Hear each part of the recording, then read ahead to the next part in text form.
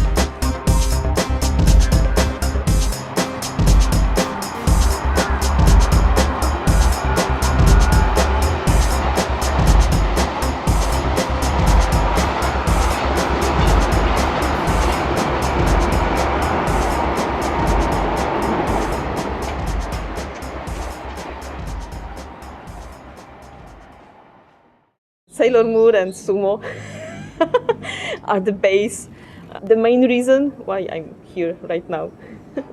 I heard that Santa Claus lived in Japan, and so I wanted to come here and see if I could find the real Santa Claus. I wanted to learn an Asian language, non-alphabet language.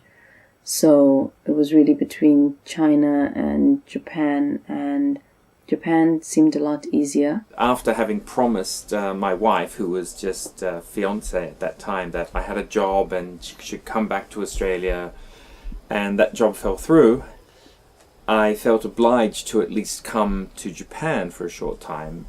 And initially I thought 6 months or a year I'd stay here, then go back to my life in Australia. But as time wore on, Japan became more home and Australia became more of a distant memory. Didn't really have that much life experience, so I wanted to travel around the world first. However, my journey around the world did not continue after Japan, and here I am, 16 and a half years later. Japan always had a certain exotic allure. It all started with ninjas. When I was 6, the concept of ninjas just seemed so cool, and that kind of was the doorway to being interested in Japan. I was doing an anthropology class at university. I interviewed probably 4 or 5 people. Some of them were studying in Japan at the time, and some of them had studied.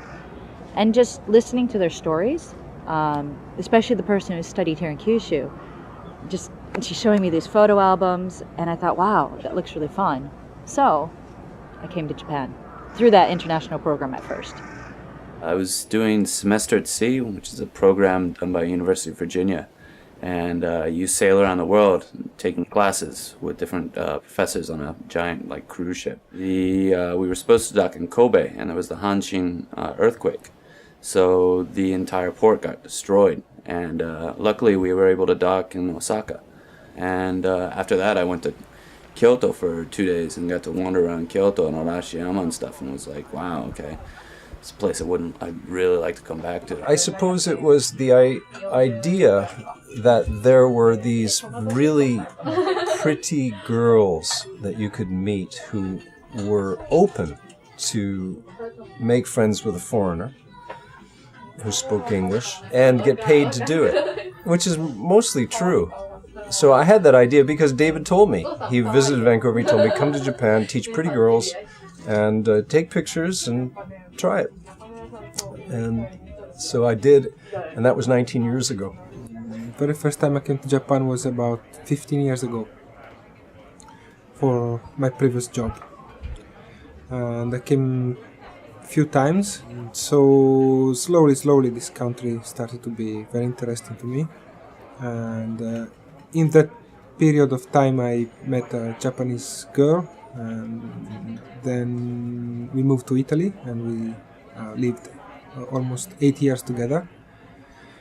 So I had many chances to come to Japan, so it was a smooth and long approach to the country. So 3 years ago, after unfortunately I broke up with this lady, I decided it was time to try to live in Japan, not just spending vacation or coming here for short visits.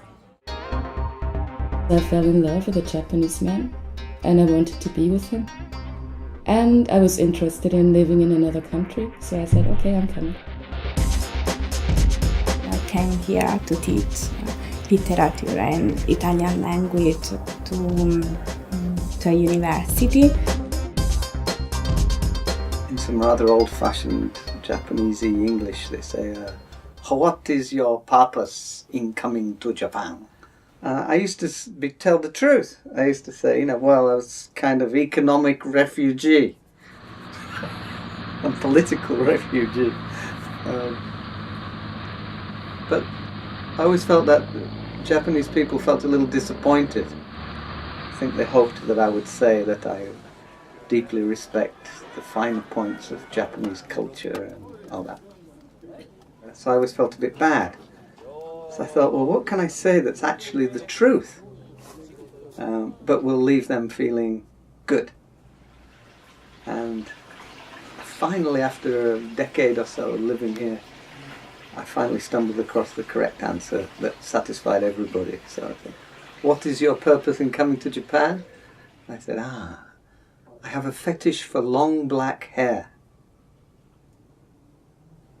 And the Japanese people would always go, I see.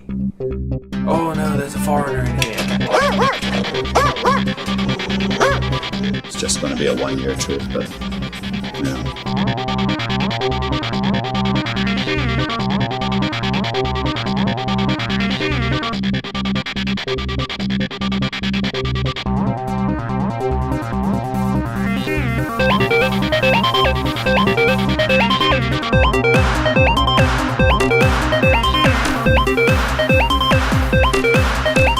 Come to Japan, teach pretty girls. Really fun. It's not a society you can understand overnight.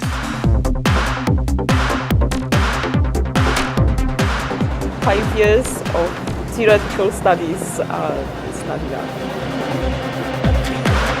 I was living in New York and going to school there, and they had a very strong Asian studies program at my university. Then, of course, there's a lot of Japanese stuff going on in New York, restaurants and movies and bookstores and a lot of Japanese people running around. So, I had a pretty good idea of a lot of things before I came here. But, of course, the reality is a lot stronger than one imagines from New York. I thought maybe Japan was much more crowded than it was, and people were much more rigid and consistent. Most men were salarymen, and most women were like housewives who were somewhat dependent or codependent. Very nice, quiet, very proper behavior country. I think I expected it to be something similar to Hong Kong, but more expensive, because when I came here in 1990, it was the end of the bubble economy, and this was famous as the most expensive place in the world. And that was absolutely true. I always thought there's something mysterious about the writing style of Japanese writers, because it's like they concentrate more on details and they leave big things out. And the sentences always seemed a little bit like metaphors for me, but metaphors for something I did not really understand. So there was a little bit of fascination about it, but I never really thought about Japan in a way like samurai or old history or cherry blossom trees. It was never a very fascinating country for me, actually. I think my image was of a very ultra-modern, ultra-clean, tall, glass-spired buildings, everybody incredibly wealthy, the streets immaculately polished. I was a little surprised when I arrived here and found rice paddies on the outskirts of Osaka City, and the airport was not as modern as I thought it should be. I landed in Itami, not the new Kansai airport. I had more of a high-tech image, slightly more high-tech image than is actually here. I had this image of, a very technologically advanced society and stuff like that. The technological aspects are kind of what I was expecting more of. Pure capitalism and money, and other than that, I really didn't think much. That they behave very strangely. They have those strange haircuts and they dress. But I didn't really notice that in Fukuoka. They all live like a totally normal. So I was a bit actually surprised by that. Yeah, I didn't know anything about Japan, except for the cartoons, for the manga, because I grew up with that stuff. So I knew some culture from that. There was one particular image from the TV, I suppose in the 1960s. It was of a young, maybe woman in a crowd in Tokyo. This is an image I saw on the TV, and she was buying air from what looked like one of those old telephones that you pick off the wall, but it had a mask. And she put some money into a vending machine and put the mask here and breathed in some fresh air. They were saying how polluted the Japanese cities were, and then they cut to all this traffic. So the image before I came was not a particularly positive one. I assumed all Japan was sort of full of pollution and people living horrible city lives.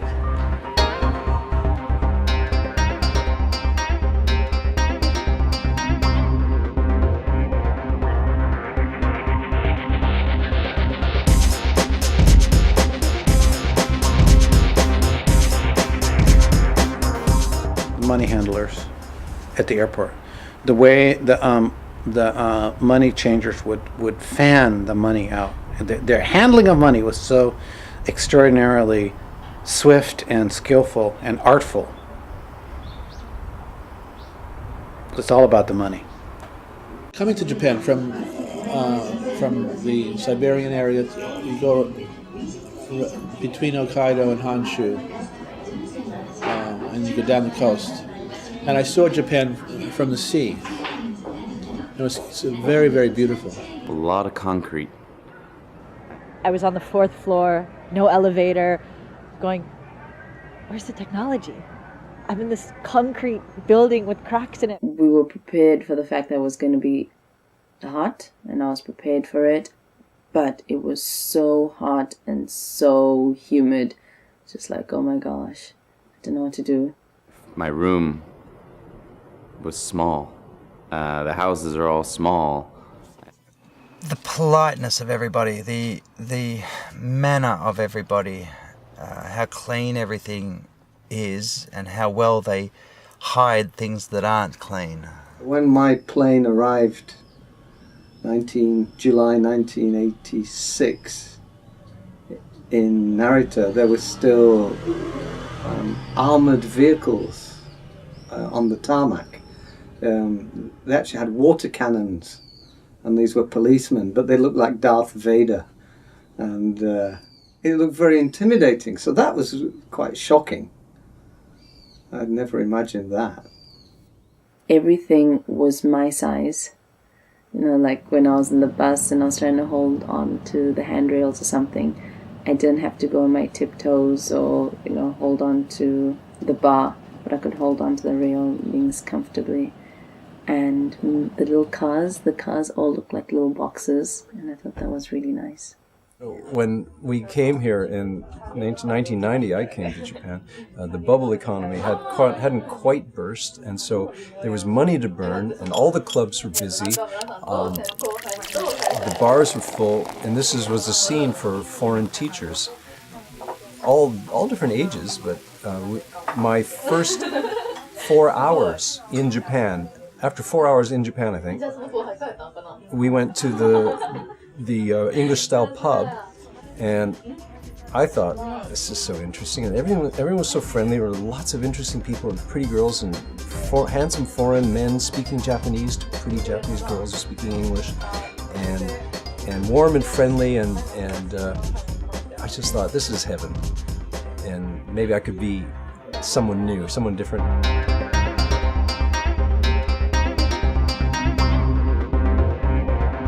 Santa Claus almost made it to Japan as his primary residence, but then, of course, sooner after I came to Japan, the bubble burst, and so Santa Claus, he lit out for the territory, so to speak.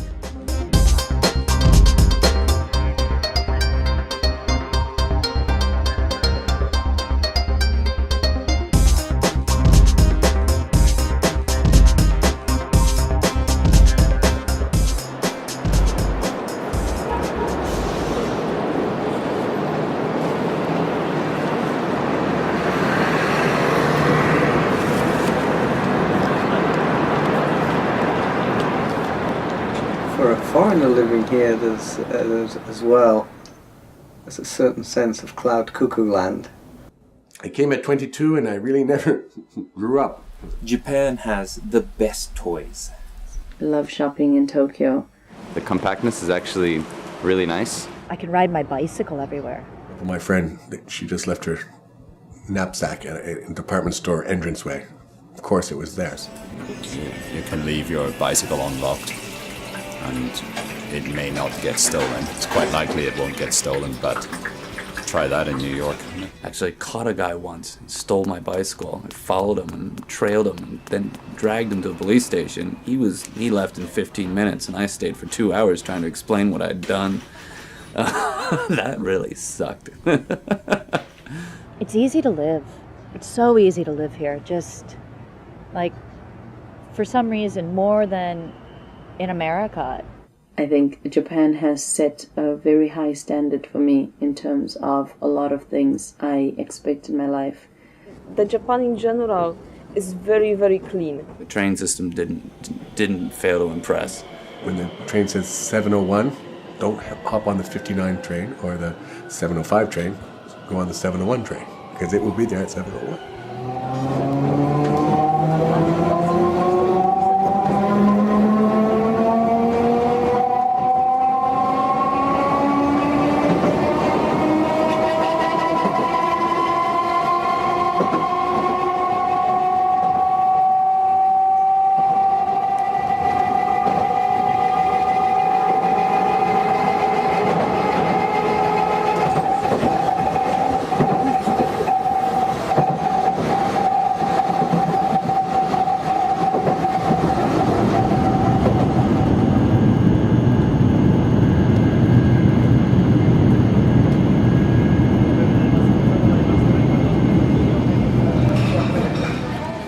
There's nothing major that really annoys me in Japan.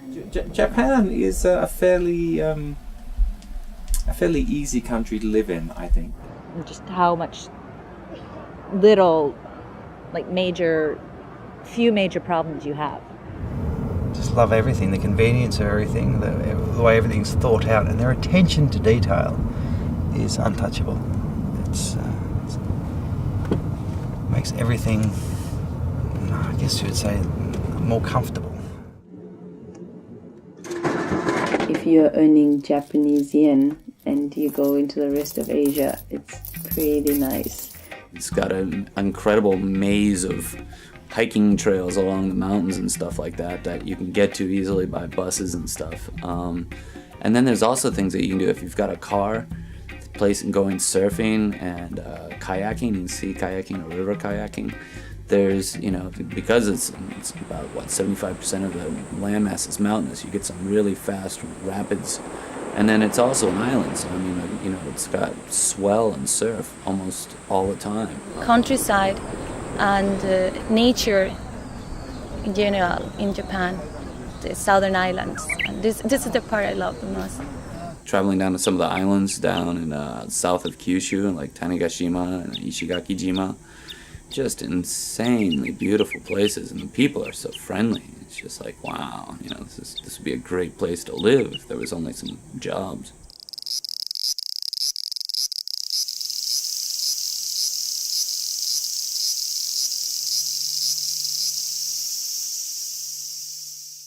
Before I came, I was living in Ireland and there was hardly any sun.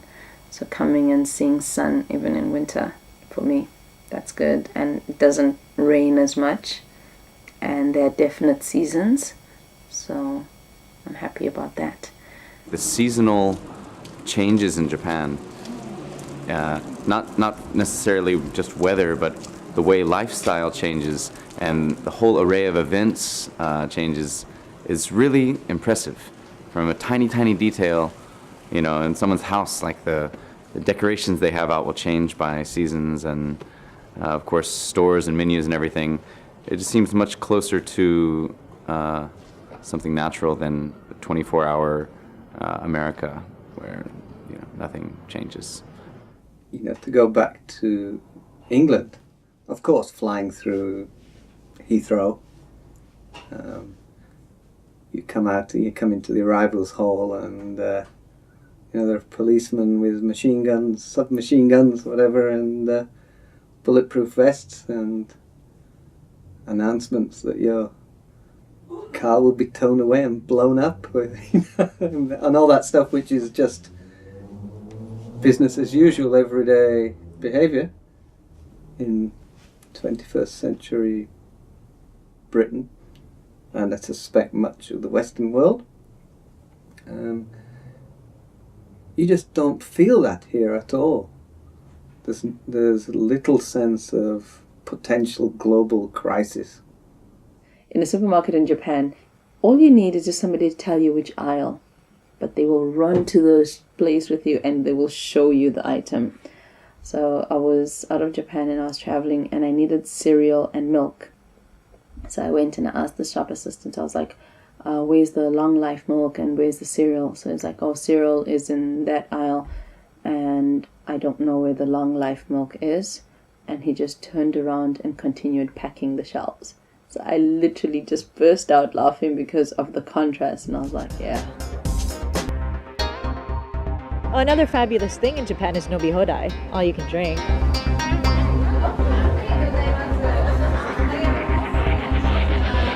Nobi hodai is really good.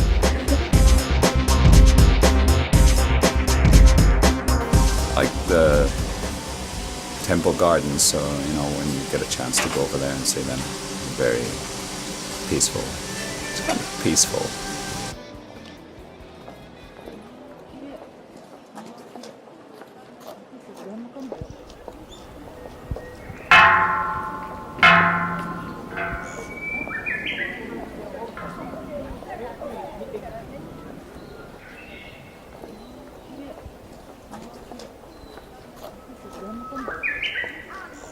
Japan is incredibly safe, because I've lived here, let's say, 26 years now, which is most of my adult life, I suppose. I take it for granted that I can sort of walk anywhere at night, that my wife can walk anywhere at night. My female friends I don't feel that they need escorting to the bus stop at night, kind of thing. That's a really great thing that I don't appreciate until I travel abroad and, suddenly realise I have to take care of my expensive camera equipment or somebody will take off with it. I have 4 kids, 4 boys. The oldest is 10 years old and the youngest is 5 years old. They walk alone to school and they go to the playground and they have a good time. And they ride bicycle too, no problem at all. And in Mexico, no way, not even by mistake, Very safe country. You can feel comfortable and relaxed here. I mean, people are so well mannered here. It's a shame a lot of the rest of the world can't have the same attitude, I guess, towards others. I have often written about how kind Japanese people are to non-Japanese visitors, which is often not reported.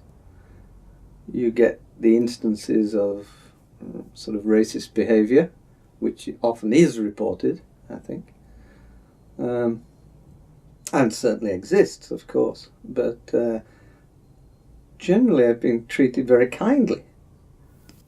People are always very polite and very smiling. I was a bit freaked out that everybody smiled all the time. When I first came, I was just like, why are you smiling? Why are you laughing? It's not that funny. But you get used to it, and when you leave and you realize that people don't do that anymore, then you kind of miss that. There's so many options. You're not if you were in, let's say, for example, the United States. If you're in the countryside and getting to a place that's going to have anything a Picasso exhibit or, let's say, some sort of festival or something like that, you're going to be driving for a while. Whereas here, it's boom, okay, what's around the corner? And that makes it really, really fun. There's a lot of fun stuff. I enjoy what's happening in the cultural life. If you look like you're lost, or if it looks like you're looking for something, people will come and will help you. Or if they don't know, they will try to find a way to help you. And I have that kind of experiences a lot. Soaked in some hot springs, which I'll never forget. They adore their cherry blossoms, it's kind of nice to see the enthusiasm. I mean, another tree, but it's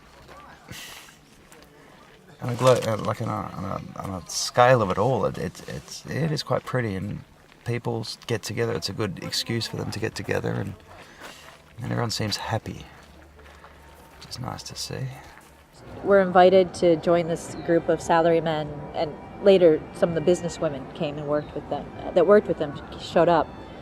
And we were invited to join them, and they're, have a drink, have some food, don't worry. We're like, oh, should we give you money? Can we go to the convenience store and get, no, it's okay. It's a company party, don't worry. And their department manager showed up, and it was the new employees as well. And so he says to them, right, new employees, you stand up, drink, that whole iki. And so, stand up, and he drinks. And he kind of comes around to us, and he looks at us and says, stand up. So we're shooting back shochu, right? So everybody's quite drunk, and the department manager, he's really drunk, or not, I don't know. He has a bottle of wine in one hand, a carton of shochu in another, and he goes around pouring it all over his employees who are up and running and screaming, drunk, but having a great time. As it was, they ended up getting so drunk that on that blue sheet that they put out, they started sliding across it on their stomachs. And so there's sushi flying up, fried chicken, potato chips flying. They started rolling. There was a hill there, and they're rolling down the hill in their suits. But, so it was a fabulous time. 11 o'clock, the lights go out, right? Hanami time is over. We all just kind of sober up, and they fold everything up and put it in the garbage and go home, and we're like... I lost my telephone, and 2 days later, somebody called me. They found the telephone, and I went and picked the telephone. And 1 year later, I went to the bathroom and I found a bag with passport, $3,000 cash, a digital camera Sony, and I don't have a camera.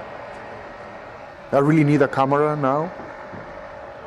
And I remember, when I lost my telephone, somebody called me, and they returned it. I did the same thing.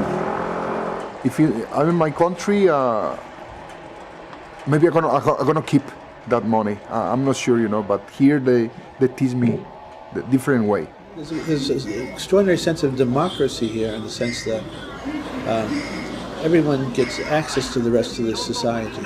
Everyone wants to be part of the society, and nobody wants to be left out. So they go through a lot of effort to connect the shipping systems and the railroads and the bus lines, so that everybody's connected. There's no need to feel as if we are different. I am sort of anonymous, and sometimes I think I'm invisible, but I'm not. I'm sure people recognize me.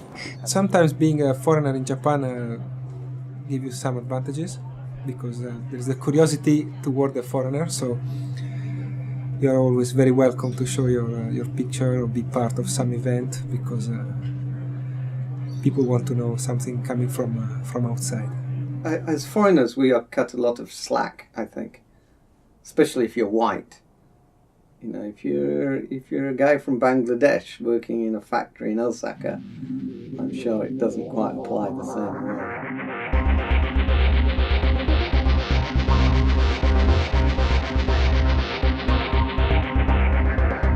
We like to grumble. We need to grumble. It's a long tradition among the foreign community to get together and grumble about Japanese people and Japanese society, about this and that. And that seems to be a bonding thing. It gets a bit tedious. So there are particular bars you go to when you want a bitch. So there's after-hour work, usually men my age, complaining about this and that. And I suppose it's no different anywhere else. The term I hate the most that Japanese people use, yappari. It's like, just as I thought, So you try and you're more Japanese than Japanese, and then when you screw up, it's I knew it. You're a foreigner. So it gets a little disappointing that way, I know I'm never going to be Japanese. I can wear kimono. I can study Japanese dance. I can speak the language. I could do a lot of things, but I'm never going to be Japanese, and I accept that. However, I would expect a little bit more respect on what I've done. My effort to understand the culture, so to speak. After 5 years, they still tell me every day, "Oh, you can use the chopsticks, But you see me eating with chopsticks every day, so it's not. No, you don't have to. Oh, you're eating. Oh, you eat fish. Oh, you eat this. They expect as much from you after 16 years as they do from the foreigner who just walked off the boat. For me, it's difficult to understand sometimes what Japanese people really mean. I think in Chinese or English, we say yes or no. It's very clear. But in Japanese, they say, we have to try to think the meaning. Just the comments that people will make sometimes, like, it's more of a Japanese culture thing. Like, oh, you got fat. Wow, you have such a big nose. Wow, you're so white. Wow, you're so black. The lack of kind of inner monologue that comes out of people's mouths at times. A long time ago, several things annoyed me. Now, I really can't think of anything that genuinely annoys me. I've either grown accustomed to it, or Japan has stopped doing it. Bureaucracy. The way things must be done is the way things will be done. There is no concept of negotiation or explanation. You can ask why something is done, and usually the answer is tautological, it is done because it is done. And you're like, but why am I doing this? Why do I have to do this way? And they'll just say, because you do. And you can fight all you want. In America, it's all about negotiation. You complain to the boss and something may change, but here it's like yelling at a very old wall. It's not going to move because you want it to. Here's one that drives me crazy. The Japanese traffic laws sometimes. Like, if I was in a parked car at a stoplight and a car behind me hit me from behind, and in that car there was a child who wasn't in a child seat, and that child died, I could be held responsible for that child's death, legally. Adaptation of foreign culture just for fashion or just following a style, without the really deep meaning of it, it's annoying for me, because there are some things that I do believe in, and it's hard to see people just taking it like just as a fashion. So. You go to bakery store and you buy, I don't know, 3 breads, and they pack each bread in small bag, and then this 3 bags into a bigger bag, and then this proper bag for the takeout. So that's really, really annoying, because at the same time they have this very restricted laws about the garbage. I'm so tired of this situation you have in a Japanese house of sidling along when you pass somebody on a staircase or in the hall, because everything is at least 80 centimeters or less. Whereas in America it would be 90 or 100 or maybe even 110 centimeters. It's a huge difference. People live in very easy environment, and they don't work like their parents. I think this is the bad thing. In a small city like Tottori, when people see me, the first reaction is actually distance. Sometimes people stare at you on the street. Maybe they are afraid they have to speak English or something like that. They would be ashamed because they cannot really do. Well, I feel lonely in Japan anyway, and I don't like it. Without any offense to the men, the quality of men that you get here, if they're foreign guys, especially in Fukuoka, because we just don't have a lot of people kind of coming in, or they're older and already married because they've met like their wives in Canada or whatever. So you get people who aren't eligible, or that you just wouldn't necessarily date, or they're so focused on finding a Japanese girlfriend that like you don't exist. And then if you don't speak Japanese, a lot of the Japanese guys are kind of like not available, and the guys that speak English are sometimes a bit strange. I like things big. And Japanese, on the other hand, like things small. The smaller, the better. I don't like that people tell me kawaii or you're chichakao. I hate that. Oh my goodness, Japan is such highly developed, refined, complex, sophisticated, ancient culture. And I am not good enough to bow down before it. And I have heard this described as a cultural cringe.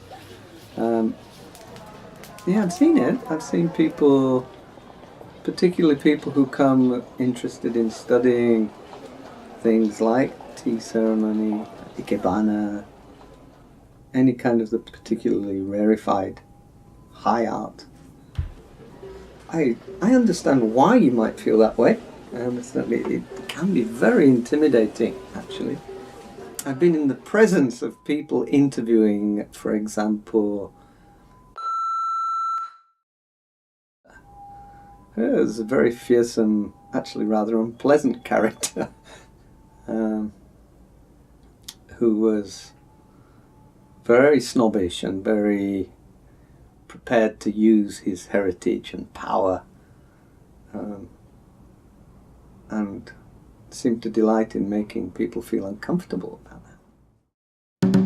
Surfing's gotten a lot more popular here, so some places you go to, like on weekends, it can be super crowded. I mean, you could be like Jesus and walk on water on everybody's surfboards and never actually get wet. I can't understand the public art.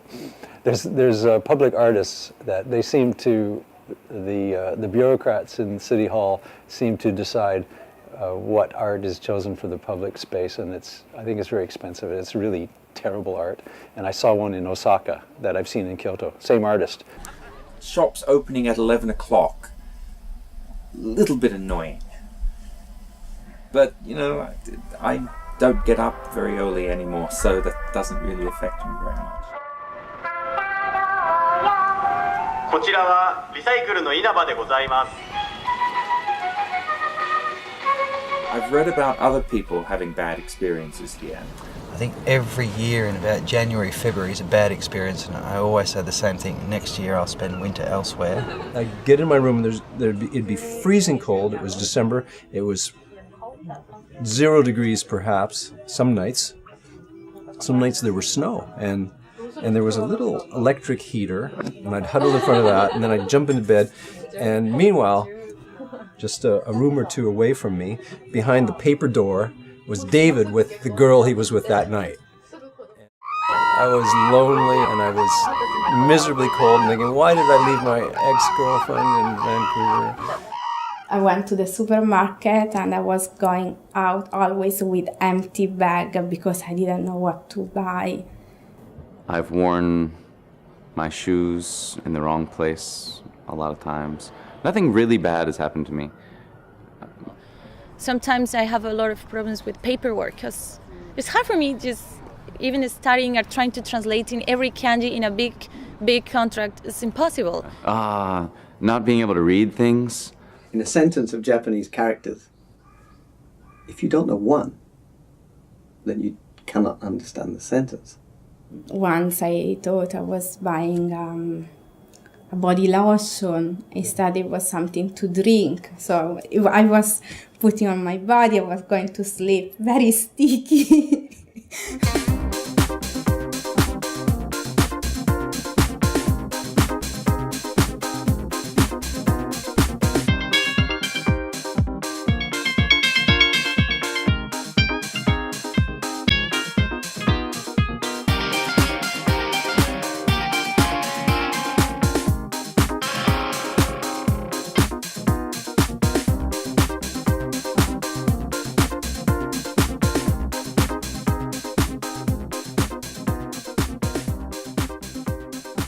Koku means country, min means the people, the populace. So, the populace of a country. The min part of kokumi is from a picture. The picture actually contains the meaning. And that kanji character is derived from the image of an eye and a spear being held to the eye. And in the ancient Chinese scheme of things, the kokumin, the public, were those who were easily held down and intimidated by force. So basically it means slaves. The Japanese mindset is surrender, to surrender authorities. It's acceptance. I was brought up to believe that we are entitled, of course, to civil disobedience. If I think something is wrong, I can stand up and shout about it and march down the street to say no. There's no word for civil disobedience in Japanese, as far as I know, that is positive. It tends to be the same word that means revolutionary, i.e. bad guy.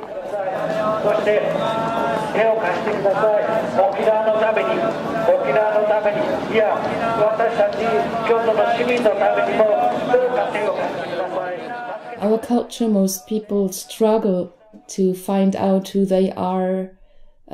It's actually very difficult. You always have to fight. You're fighting against yourself, you're fighting against the others, you're fighting to find your place in society. The Japanese people don't have it so much. They are just there, they have their place. And you don't need to ask about it.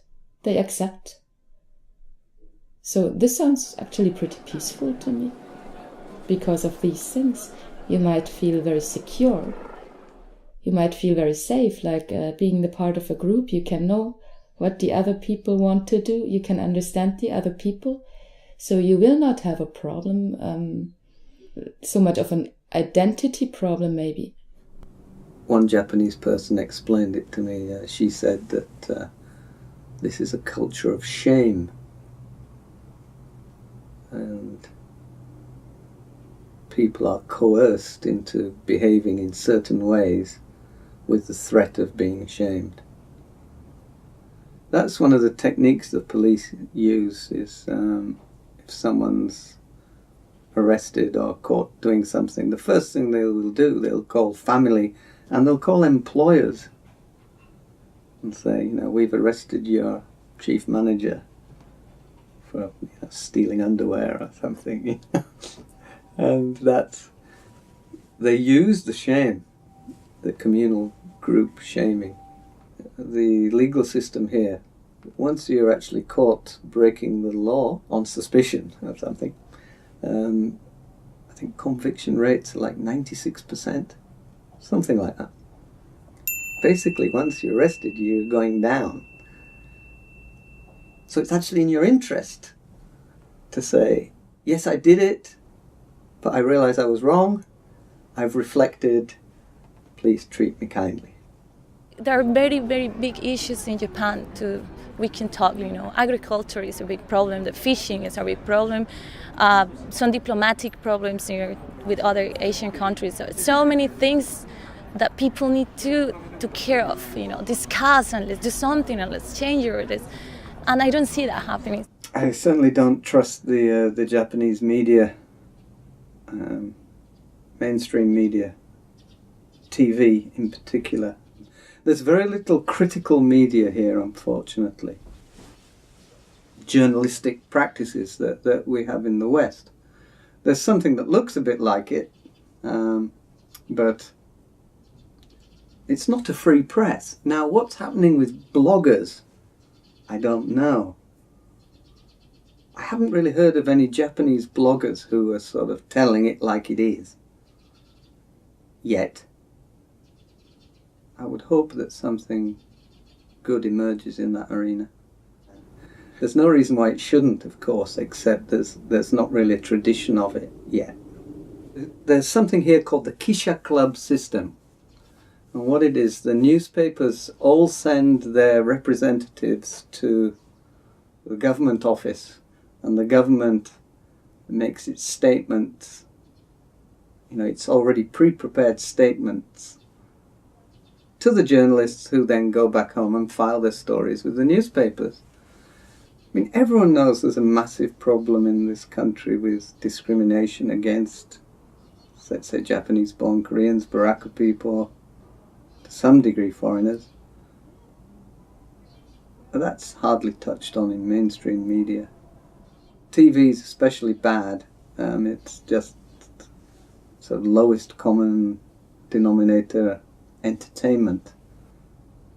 It's a big problem for Japanese society. If the government and the law enforcement agencies and the mob all have a kind of cozy relationship where it's not in their interest for things to change, actually.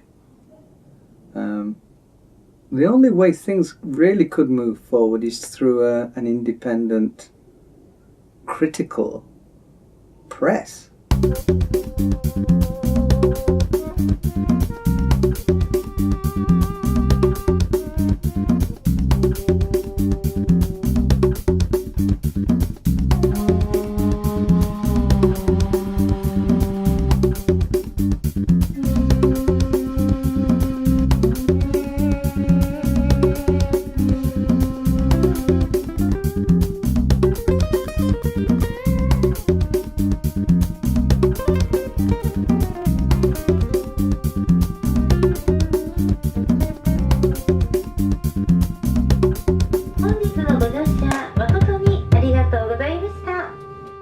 Police stopped me and asked me for my alien registration card, but it was just the way they did it, and I was so upset because I wasn't doing anything.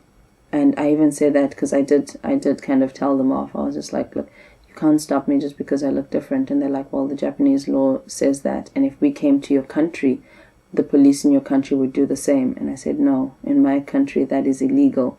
You don't stop somebody because they look different, you know. So for me, that kind of brings back very bad memories in South Africa. Like when I never had to live through that, you know, I'm too young, but in South Africa there were pass laws where you had to carry your pass, you know, and if you didn't have your pass, then basically you got into trouble. There are people who are kept in what they call detention centres, you know, until they are found guilty as charged, you know, so they may not get to court for a very, very long time. And, you know, the police can use that as an intimidation device. Too many things that I do not expect from a developed country. Yeah, like when it comes to rights, it's not developed at all. You know, the watchdog committees, the people who are looking to see where there might be abuses of power, simply just doesn't exist. There's not a framework for that. I don't know, they learn in the school a lot about rights, for example, you know, human rights or something like that, but I don't know, they learn maybe, but they never talk or are really concerned. There's a general belief that the police force can do no wrong. You know, one time I was riding my motorcycle and police stopped me.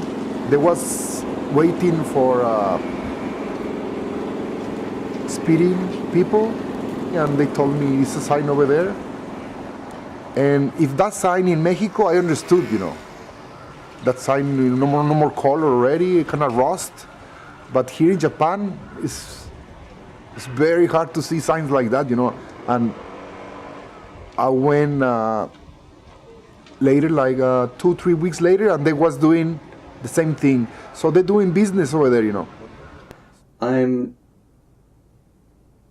not keen on the degree to which the society is policed.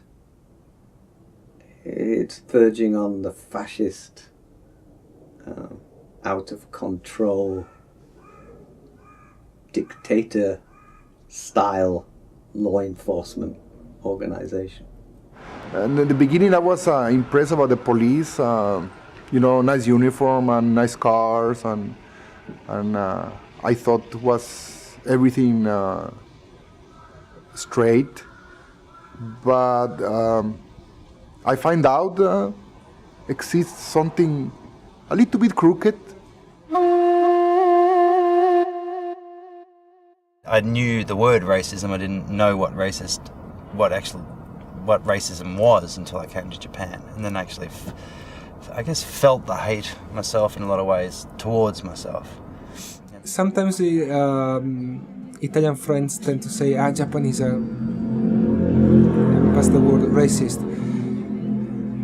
I don't think it is in these terms. I just think it's a shyness and difficulty to communicate. So the first impression, sometimes a tourist or a businessman who come to Japan can have this image, but after you spend some time here, you realize it's not like that. Of course, maybe some people can be on the bad side, but that's everywhere. Some of the stupidest things I've ever heard. One of them was, the foreigners come here, work as English teachers, make millions of dollars and take it back home with them. So they're taking the money out of the country. Well, foreigners that I know that work as English teachers are on about $2,500 a month. They can barely scrape through rent, and they spend most of it at the pub. I happen to be British, right? So a lot of people expect me to have a horse and drink tea at 3 o'clock in the afternoon, speak something which is often termed the King's English, and you know, generally behave as a gentleman, as I put it. My wife, who I eventually married, we lived together for about 10 years, but until she finally roped me into getting married. But the mother would not acknowledge my existence for the first 5 years. I was dressed in a suit. I was carrying a small briefcase. And I was walking down the stairs into the subway, and walking up the stairs out of the subway was a mid-30s Japanese mother with a couple of kids, and she saw me and grabbed one of her kids close to her and said, "Abunai, gaijin."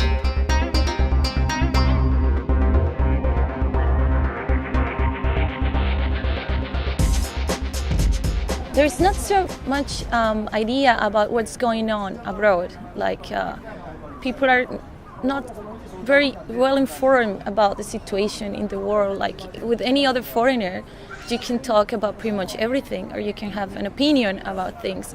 They learn this painting is by this painter and from this year, but they don't learn to discuss it. They don't learn to have an opinion about it.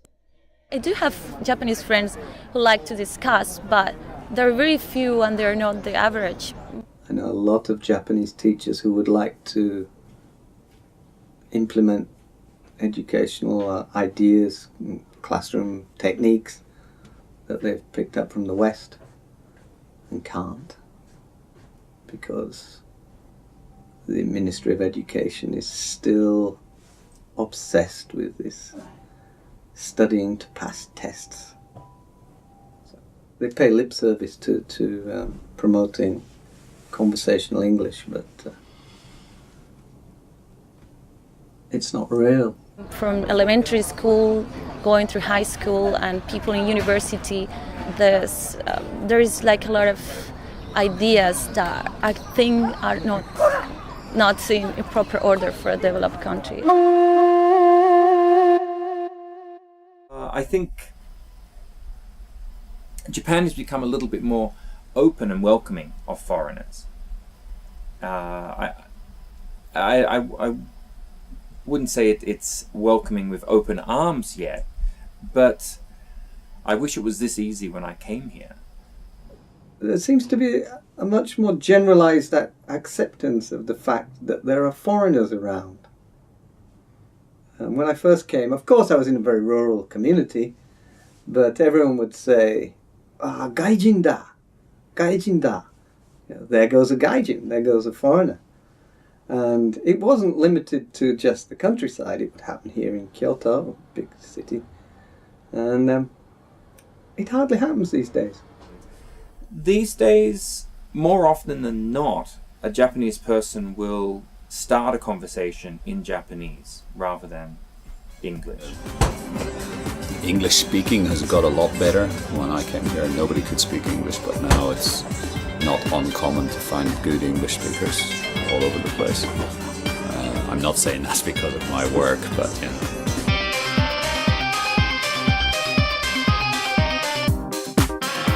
The burst of the economic bubble had a serious effect, but psychologically the sarin nerve gas incident, when Om Shinrikyo people set off the nerve gas in Nagano first and then on the subway line in Tokyo, that really affected people's belief in the safety of Japanese society.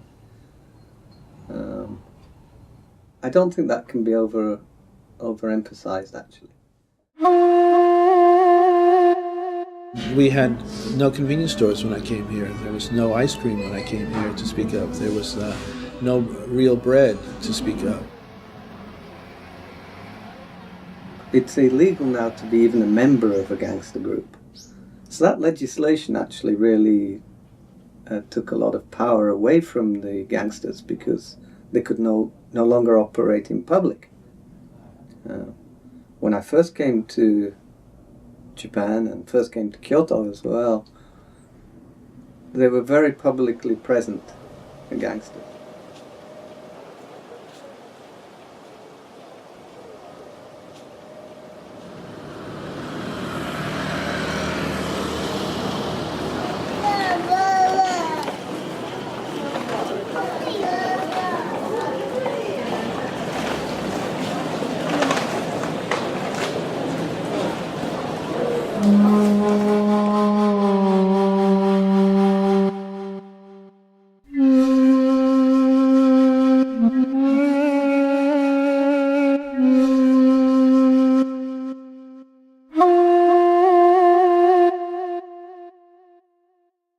in Japan, usually when they prepare food, the food comes in whole, you know, complete with the head and the eyes and, yeah, other things, you know. There's no mistaking what it is and where it came from. Japanese sake, which I'm drinking, a really inexpensive sake you can get at the corner store. And it's okay, it's not too bad, but really it was surprising to me how good sake can be if you get to know it. We've had some very memorable and amazing and delicious and unusual meals that we wouldn't have had anywhere else. We went to an end-of-year party with my workmates, and this place was famous for its squid. And they brought a whole squid onto the table. And so it was cut up in pieces. So it was complete, a whole squid. You could see the eyes, and it was cut up all around and stuff. And one of the teachers asked the lady, so is it fresh? And she said yes. And she took her chopsticks and she touched the tentacles and they started moving. I screamed that I didn't expect the food that was already on the plate to be moving. You know, all chopped up but moving. I was just like, wow.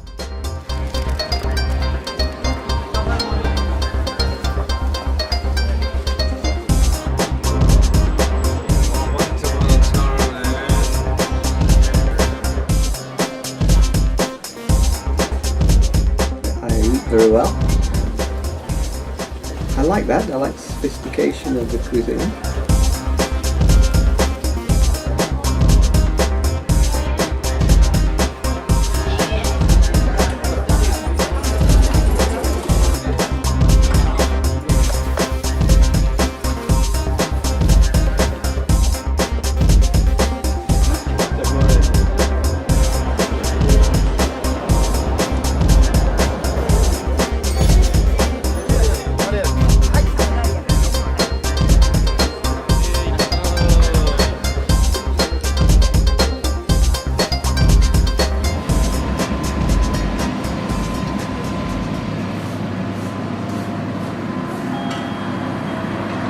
Japanese are meticulous about perfecting what they do. There's tremendous work ethic here.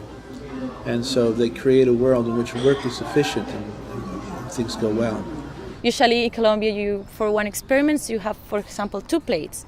Here people make experiments with 20 plates, 50 plates, and they have no problem. And they're, from the first one to the last one is perfect. They're just amazing. And the way they focus, people here focus on, just like they'll take one small thing, even focus it to perfect it, and it's nice. It's a nice change to what you see a lot overseas, where everybody's a little bit tequito, where they, if it's good enough, yeah, it'll do. But here they try and make it work perfectly. So it's a nice environment to be around. It makes you want to work harder. Working with Japanese people who helped us to build up this place was amazing.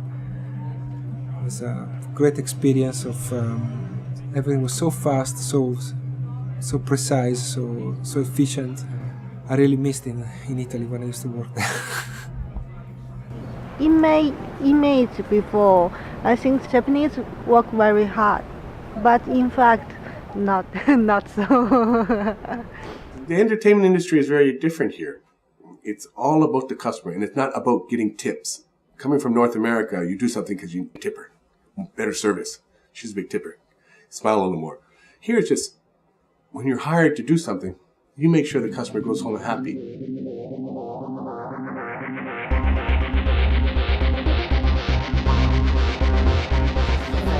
Okay. This is my house, right? This is an ad I got. This is before and after Reformation. So this is what my house is before. I had a romantic idea about minkas, the traditional farmhouses, which I thought were absolutely beautiful. And my students and friends would laugh at me. They said, "Why do you live in a ransackled old farmhouse? Don't you want to have a cement condominium?" When I first came to Japan, I had this dream of living in an all-Japanese house. The really old type, the Tanizaki in praise of shadows type house. And we actually found that house and lived in it for 20 years. And it's very beautiful and very Japanese, and I'm sure, you know, if you're Junichiro Tanizaki, you're going to love it. But it's very, very hard lifestyle living in one of those old houses. And at this time of year, it's just completely dark. And depressing, very depressing. One can still find that tradition in Japan, but you have to look hard and fast, and only Gaijin are only interested. The Japanese say it's too cold, it's too dirty, it's too hard.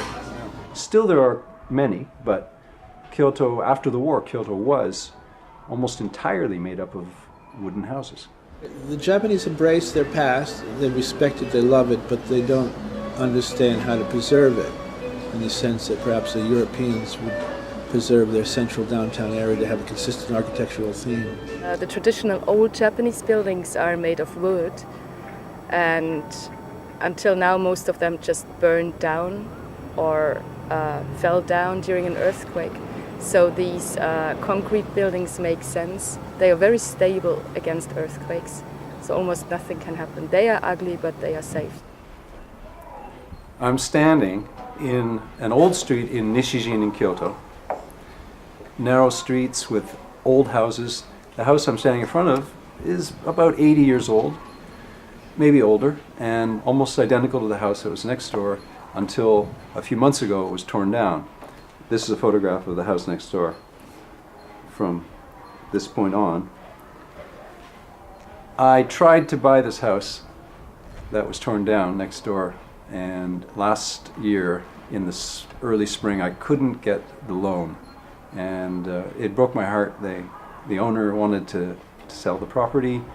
It was bought by a developer, it was torn down, and then a new house was built. I suspect that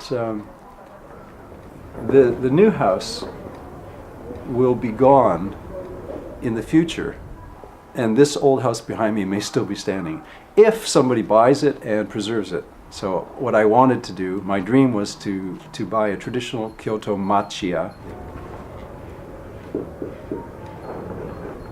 Plastic. If you listen, you can hear the sound of silk loom weaving, mechanical weaving loom down the street, one of the houses similar to this house.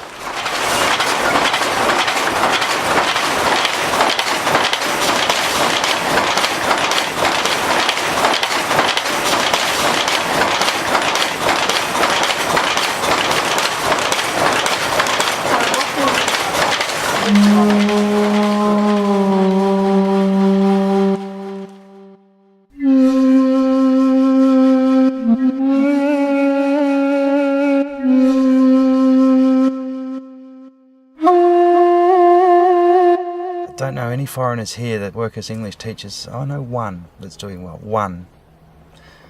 And he has about 400 students and 3 schools in Osaka, and he's doing very well.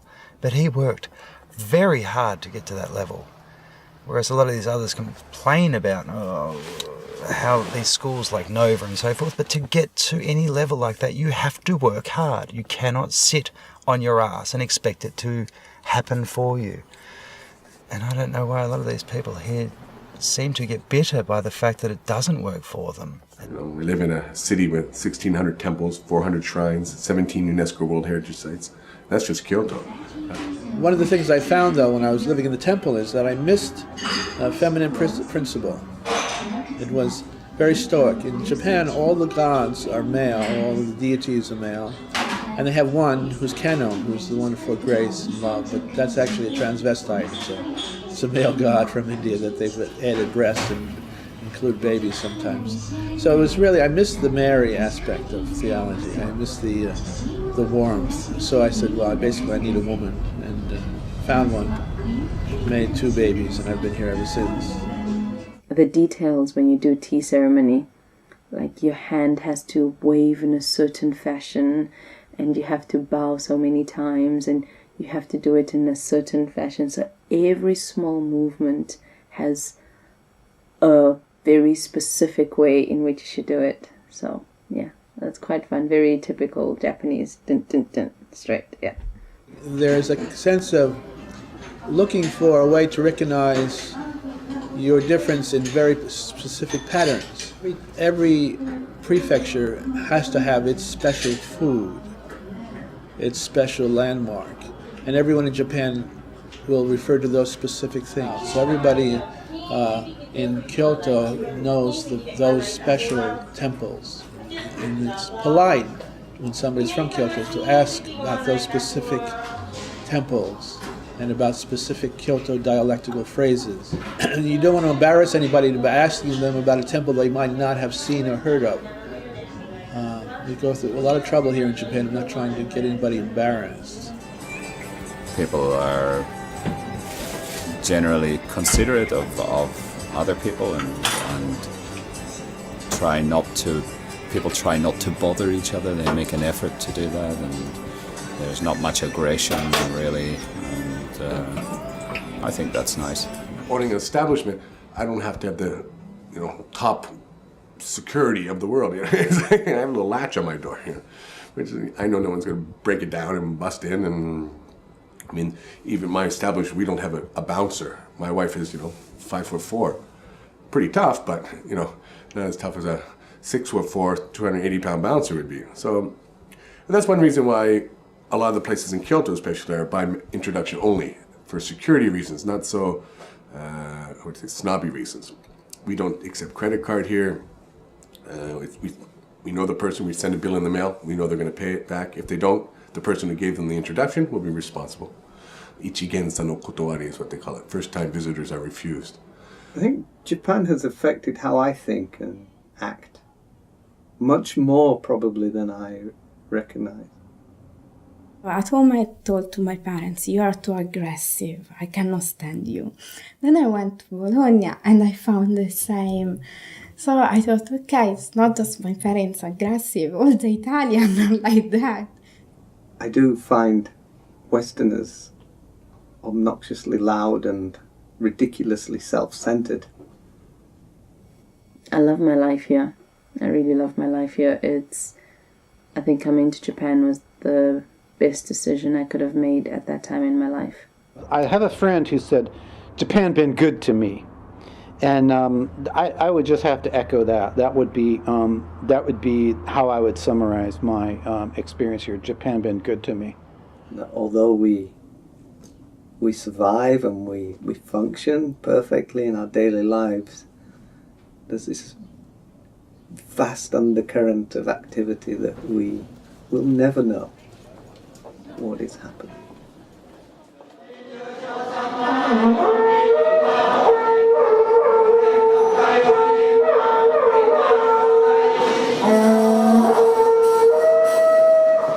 Somehow you can be part of it, but there's still, you're a foreigner there, so there's still like a bit of a wall.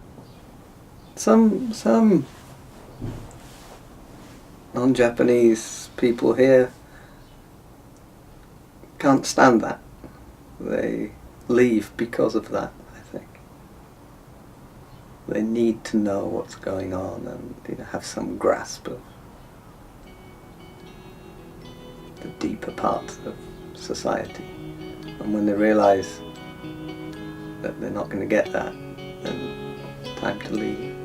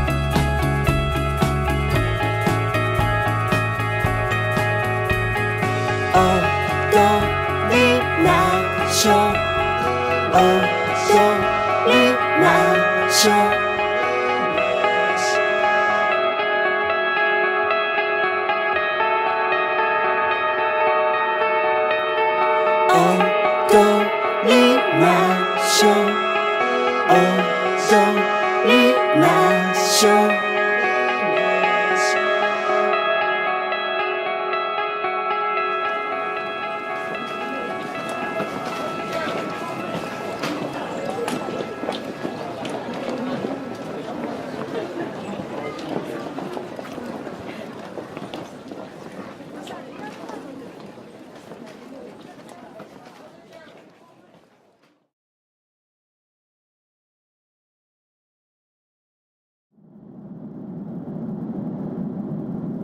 We certainly don't like authority, and we don't like to be told what to do. So, Japan wouldn't be the natural place to be, would it?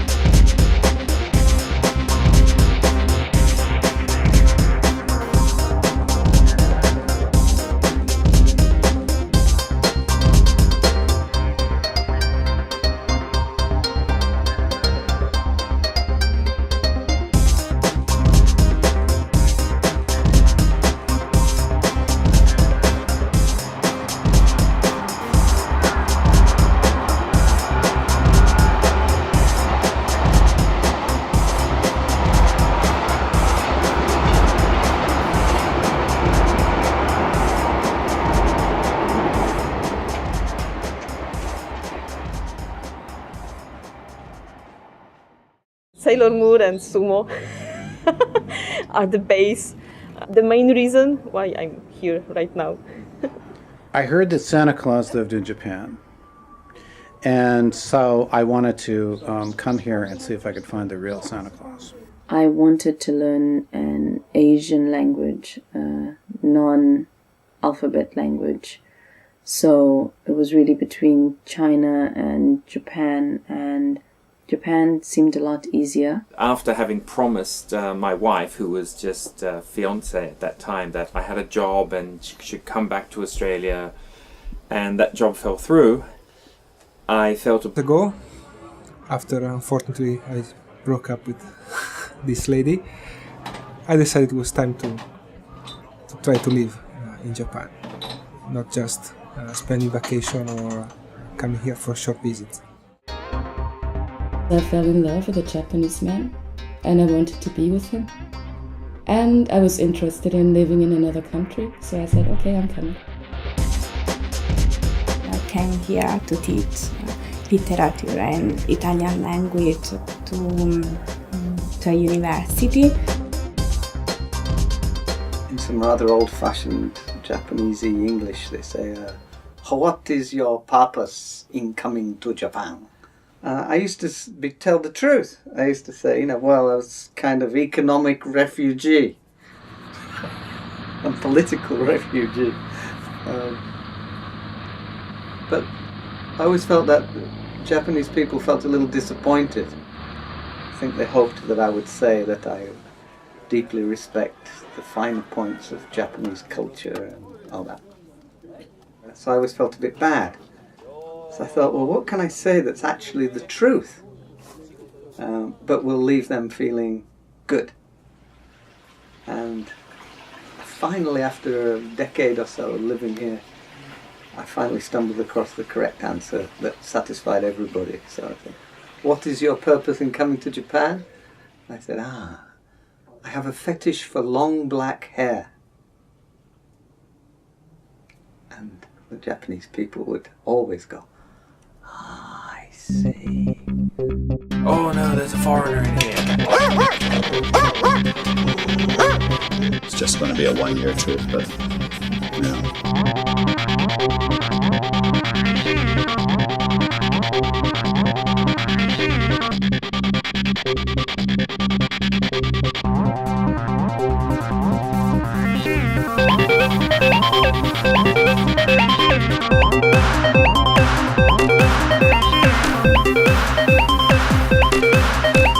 Come to Japan, teach pretty girls. Really, really fun. It's not a society you can understand overnight.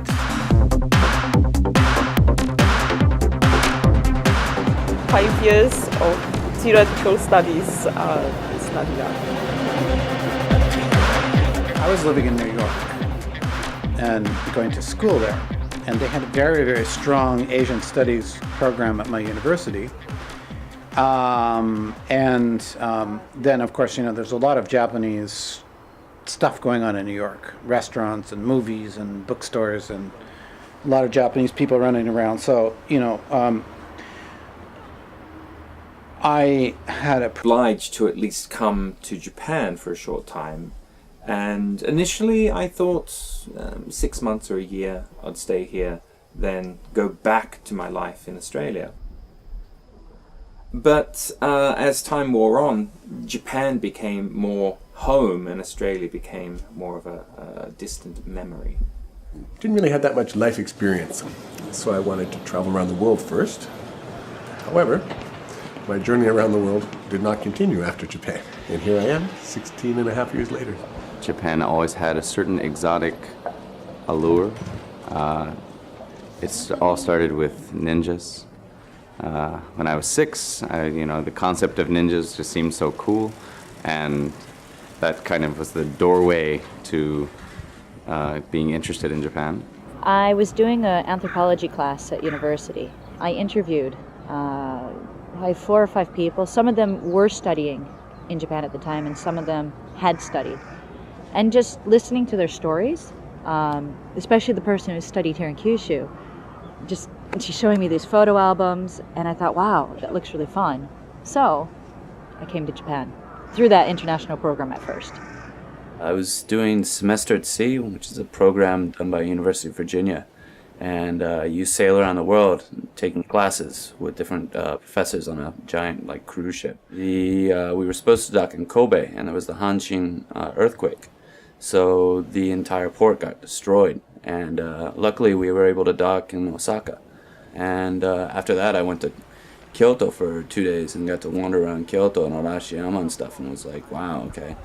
It's a place I'd really like to come back to. I suppose it was the idea that there were these really pretty girls that you could meet who were open to make friends with a foreigner who spoke English and get paid to do it, which is mostly true. So I had that idea because David told me. He visited Vancouver, he told me, come to Japan, teach pretty girls, and take pictures and try it. And so I did, and that was 19 years ago. The very first time I came to Japan was about 15 years ago for my previous job. And I came a few times, so slowly this country started to be very interesting to me. And in that period of time I met a Japanese girl, and then we moved to Italy and we lived almost 8 years together. So I had many chances to come to Japan, so it was a smooth and long approach to the country. So 3 years. Pretty good idea of a lot of things before I came here. But of course, the reality is a lot stronger than one imagines from New York. I thought maybe Japan was much more crowded than it was, and people were much more rigid and consistent. Most men were salarymen, and most women were like housewives who were somewhat dependent or codependent.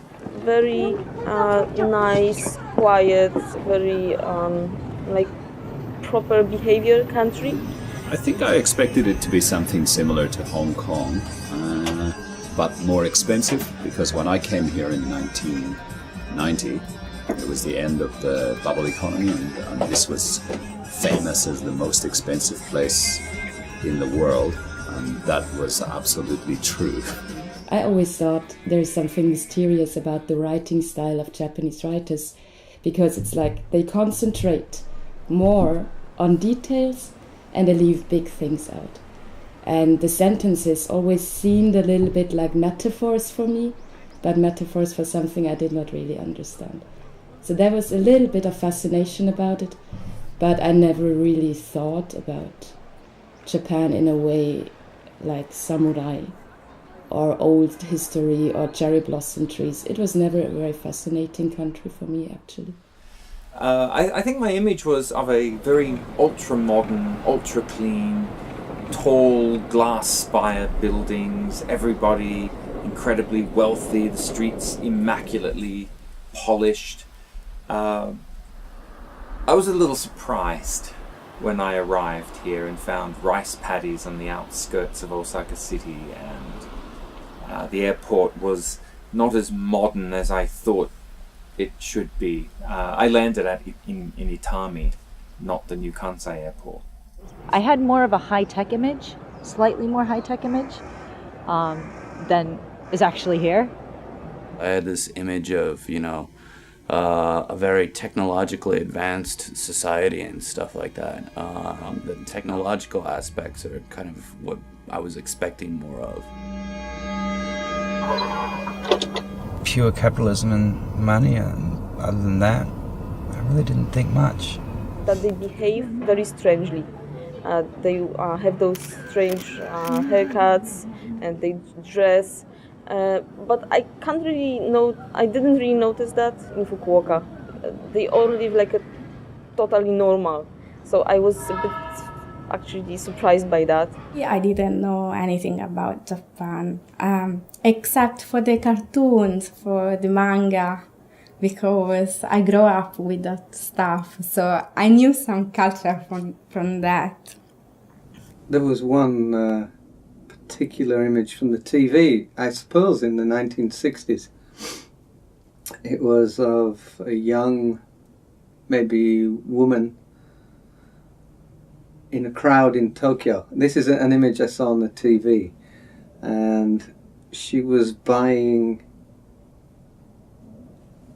air from what looked like one of those old telephones that you pick off the wall, but it had a mask, and she put some money into a vending machine and put the mask here and breathed in some fresh air. They were saying how polluted the Japanese cities were, and then they cut to all this traffic. So the image before I came was not a particularly positive one. I assumed all Japan was sort of full of pollution and people living horrible city lives.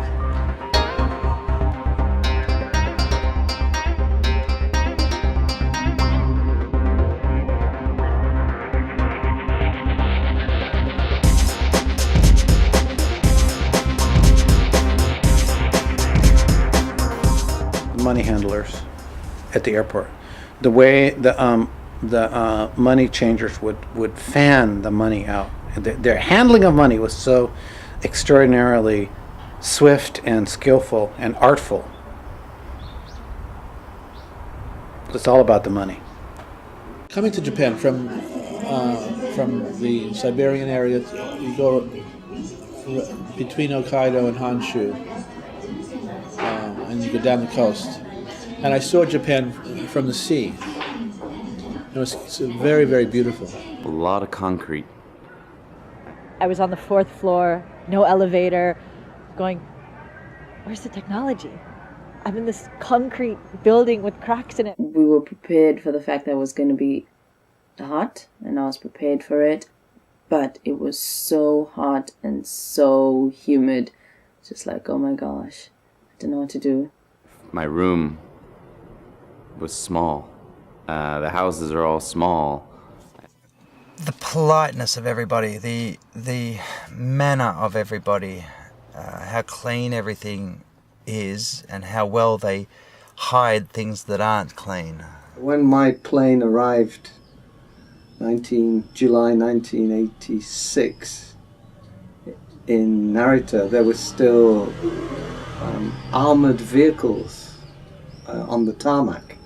They actually had water cannons, and these were policemen, but they looked like Darth